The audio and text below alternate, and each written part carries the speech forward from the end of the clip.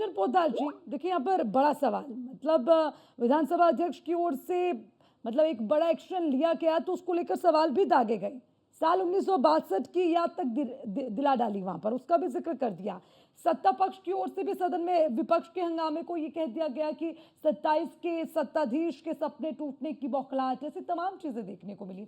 लेकिन बड़ी बात यह कि जो हुआ वो होना नहीं चाहिए था, और अगर हुआ है तो इसके लिए कौन कौन लोग जिम्मेदार हैं? मतलब किसकी किसकी कमी है, किसका ड्रॉबैक है?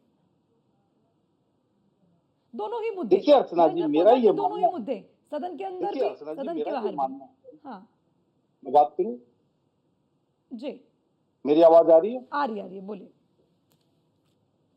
देखिए अर्चना जी, मेरा ये मानना है कि लोकतांत्रिक व्यवस्था में जितना महत्व सत्ता पक्ष को होता है, कहीं ना कहीं उतना ही महत्व विपक्ष का भी होता है। जी और जयप्रकाश नारायण जी कहा करते थे कि जब विपक्ष मृत प्राय हो या विपक्ष कमजोर हो तो सत्ताएं आवारा हो जाती हैं। तो इसलिए लोकतंत्र को, सुदृढ़ लोकतंत्र को बनाए रखने के लिए मजबूत विपक्ष की आवश्यकता है। और आज निश्चित रूप से अगर मैं देखूं तो राष्ट्रव्यापी लेवल के ऊपर जिस तरीके से कांग्रेस ने प्रदर्शन किया है, चाहे उत्तर प्रदेश की बात करें या पूरे राष्ट्र की बात करें, जिस तरीके से कांग्रेस आज एकीकृत कांग्रेस नजर आई, कहीं ना कहीं एक आभास सा हुआ कि हाँ, आज कांग्रेस सड़कों पे थी और जिसको कहते हैं कि बहुत शानदार रूप से सड़कों पे थी और सत्ताओं के खिलाफ कहीं ना कहीं गंभीर रूप से अपने आप को विपक्ष साबित करने पे लगी हुई थी। जी रही बात सदन के अंदर जिस तरीके से हम अतुल प्रधान की बात करें, तो आपको एक चीज समझनी चाहिए। ये चीज मैं सत्ता पक्ष यानी कि जो विधानसभा अध्यक्ष हैं उनके लिए भी कहूंगा और अतुल प्रधान जी के लिए भी कहूंगा कि जब आप जनता के सामने जाते हैं और उनसे वोट मांगते हैं और जनता आपको माननीय बना करके भेजती है, और जब आप सदन के सदस्य बनते हैं तो आपके नाम के आगे माननीय शब्द जुड़ जाता है, तो आपके आचरण के अंदर भी वो माननीय वाली चीज जो है वो नजर आनी चाहिए। जी इसके अंदर आपको यहाँ पे जिस तरीके से सदन के अंदर आप निश्चित रूप से, मैं कह रहा हूं, जीवंत विपक्ष वही है, जीवंत विपक्षी सदस्य वही है जो सत्ताओं से सवाल करे या सत्ताओं को कटघरे में खड़ा करे। जी लेकिन उसके अंदर जो उद्दंडता की जाती है, कहीं ना कहीं उससे आपको बचना चाहिए। और रही बात सतीश महाना जी की बात करूं, विधानसभा अध्यक्ष की बात करूं, तो वहां पे आपको भी ये चीज समझनी चाहिए कि हमारे यहाँ कहा गया ना कि क्षमा बड़न को चाहिए छोटन को उत्पात का, हरि को घटो जो भृगु मारी लात।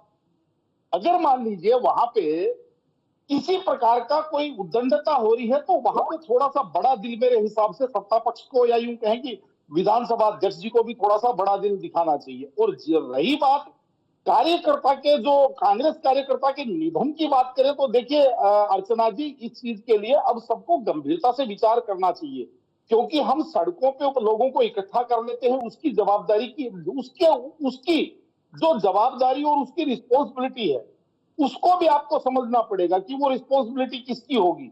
क्योंकि एक व्यक्ति मरने का मतलब होता है पूरा का पूरा एक परिवार का, समझ लीजिए, दोहन होना, पूरा का पूरा एक परिवार संकटग्रस्त होना। तो यहाँ पे ये चीजें भी मेरे हिसाब से बहुत विचार का विषय है। लेकिन वास्तविकता ये है कि जिस तरीके से अभी जो हमारे यहाँ जिसको कहते हैं सत्ता पक्ष और विपक्ष होना चाहिए, ये विरोध की जो राजनीति है, ये मुझे नहीं लगता कि कहीं भी किसी प्रकार की कोई जनता के लिए कोई भलाई का काम है। हाँ, आप सकारात्मक रूप से विपक्ष की भूमिका निभाएं, बहुत अच्छी बात है, और आप निभा भी रहे हैं। लेकिन जो उद्दंडता है या जनता के साथ जिस तरीके से एक, जिसको कहते हैं विधानसभा के अंदर अगर उद्दंडता होती है, तो ये भी एक जनता के साथ आघात है। सदन चलाना और सदन चलवाना दोनों ही पक्षों के की जिम्मेदारी बनती है।